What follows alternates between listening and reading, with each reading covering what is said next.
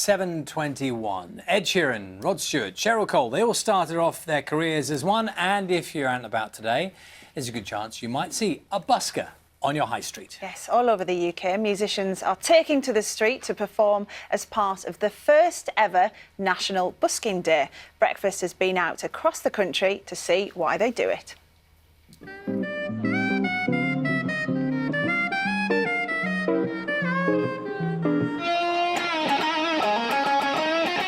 Well, everyone who plays the guitar has got dreams of playing Wembley Stadium, but at the same time, like, it's not my goal to be famous.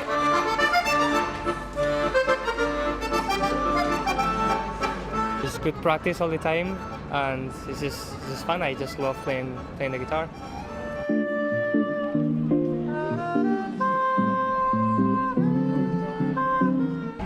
I've worked very hard to be able to play the way I play, so why not show everyone?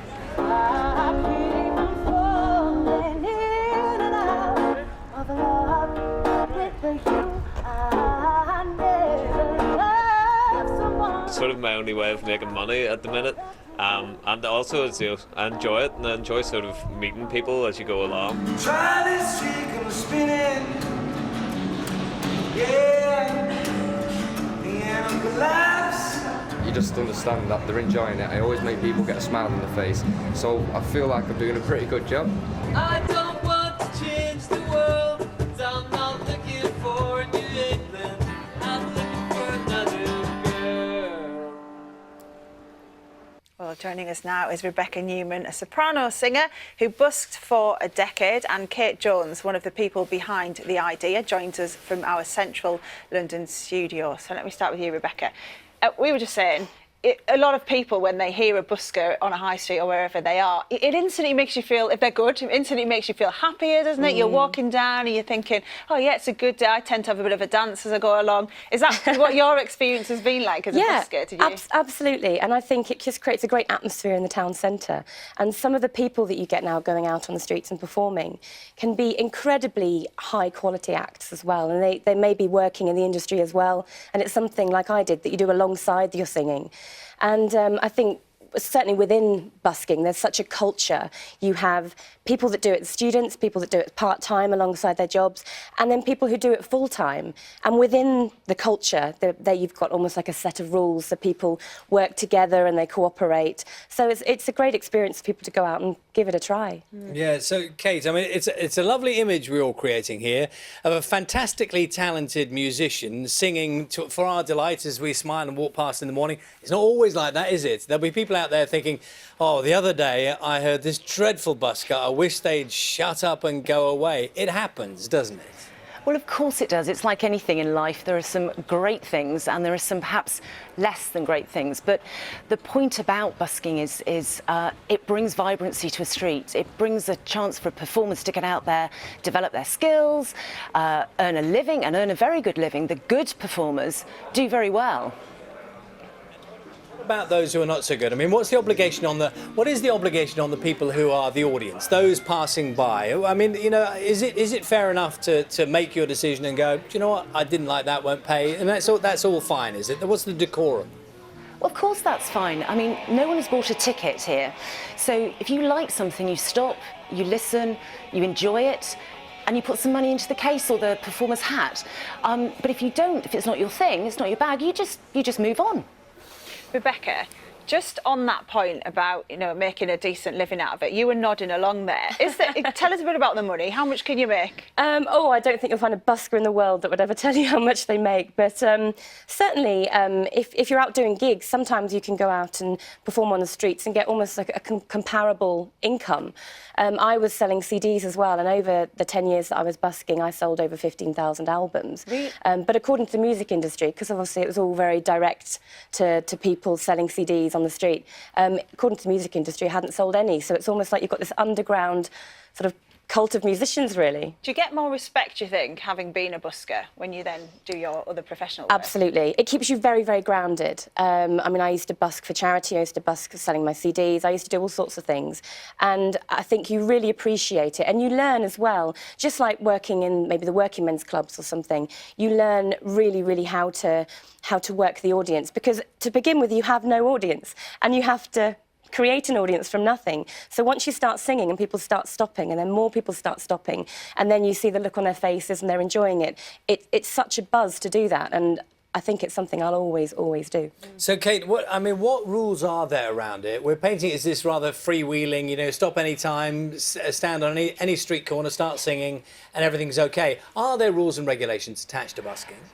Busking is not illegal on public land. So, and of course in towns and cities, it's sometimes a bit difficult to work out who owns which bit of land. But we do say that there are some very common sense guidelines here, and in London we now have our new Busking London Buskers Code, which helps people determine what to do and how to do it. But yes, you can stop on public land and play, but you can't obstruct the pavement, you can't play and create noise nuisance.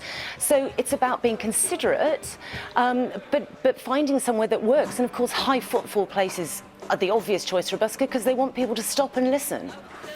So, Rebecca, you're a classical music artist. I am. You're a soprano. What's the crowd pleaser? I mean, you presumably know which songs work in terms of getting people to stop. You do. Time to Say Goodbye is probably the most popular one I do, hands down. That's the one within the first few bars, everybody's stopping and saying, oh, I know this one. Of course, there are some arias like O mio babino caro, O my beloved father. That's one people tend to know. And of course, around Christmas time, people want to hear things like O Holy Night, things that they know.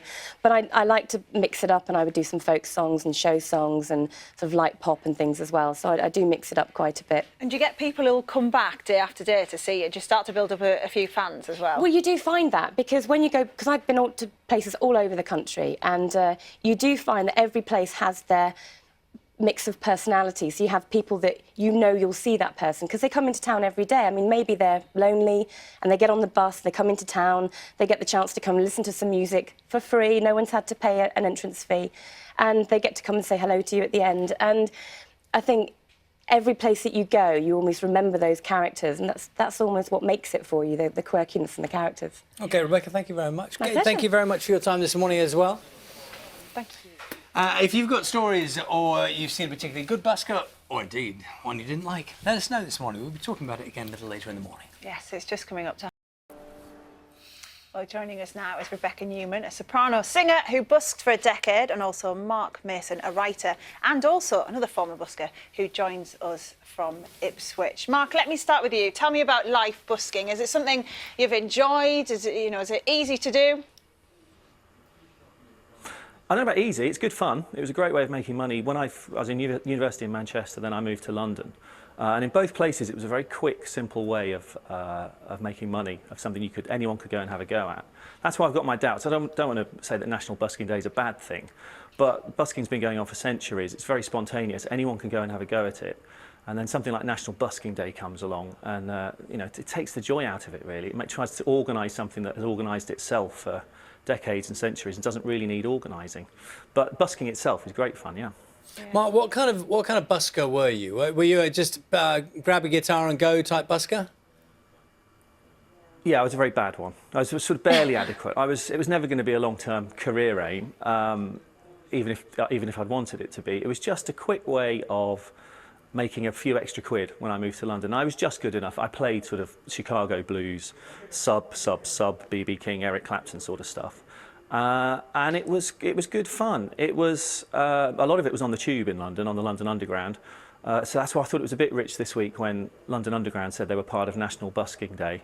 I think their quote was something like, busking has been a rite of passage for musicians in London over decades. Well, yes, it has, London Underground. That's why it's a pity that you tried to stop them from doing it for such a long time. It's only in the last few years that London Underground have let people busk down there.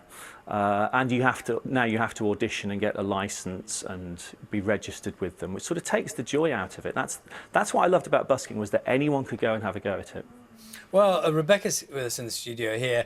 I mean, Mark was very honest. I don't know how good he was or not, but he said he wasn't the greatest. But your story is rather different, because you got on to extraordinary success now. You're a classical musician, a singer, but you started busking. Yeah, I started busking 10 years ago. Last September, I got a #1 album in the classical charts without a record label, purely off the back of busking, taking my music out directly onto the streets. And I don't really see it. I have to disagree a bit, actually, because I think with the idea of a National Buskers Day, I think it's recognition of the amazing life which is busking and the amazing contribution that we make to town centres. And I wouldn't say it's much about organising it, but I think to have recognition for something which really does liven up town and city centres. I've myself, because I spent 10 years going around the country to many, many different places, especially up with the recession, I saw shops closing and town centres getting less and less busy. And you needed to give reason for people to come into the town centre. And what better reason than some fantastic free music? And you do get fantastic people out in the streets performing. It's interesting that this idea, Mark, you talk about you saying you're not very good. I'm sure you're being very modest there. But it's interesting how every time I've spoken to a busker recently, they've talked about how much money there is to be made from it. And you also said that as well. Can you give us an idea of, you know, your weekly earnings from it? It varied a hell of a lot. It depends whether the tube guards move you on or not. That was a big factor. The only really good idea I ever had was busking outside Eric Clapton's gigs at the Albert Hall, because he finished at the same time every night, 10:15, so 10:20. So I knew if I got there at 10:15 and set up outside the Albert Hall, there's one particular tree as you turn left out of the Albert Hall on the way down to the tube. It was just the right distance from the Albert Hall. And I think my best night there was something like, of course, everyone empties out very quickly. I think I made 90 quid in 15 minutes, plus a bottle of champagne, wow. which was particularly annoying because A, I don't like champagne, and B, I was absolutely brassic at the time. I wanted to pick the champagne up and run after them and say, can I have the cash equivalent instead? But, you know, that's when it goes really well. Equally, you had days where you got moved on all the time, or it just wasn't happening, or there was bad weather, or people were in a bad mood, whatever it was. It's very variable. And I knew guys on the tube that had been doing it for decades, and they were seriously good musicians. And you know, they were working as musicians in clubs and bars and things as well. But it was a big part of their income, busking. Sorry for interrupting. I was just going to ask Rebecca. So, what's your song that's the guaranteed busking success song? Time to Say Goodbye. It's definitely one that people love. It's something that everybody recognises, that one, because it was massive in the pop charts. And, of course, it was Sarah Brightman, Andrea Bocelli, making classical music that little bit more accessible. So people love that one. Thank you very much, Rebecca. And, Mark, thank you for your time this morning. I think we should try busking.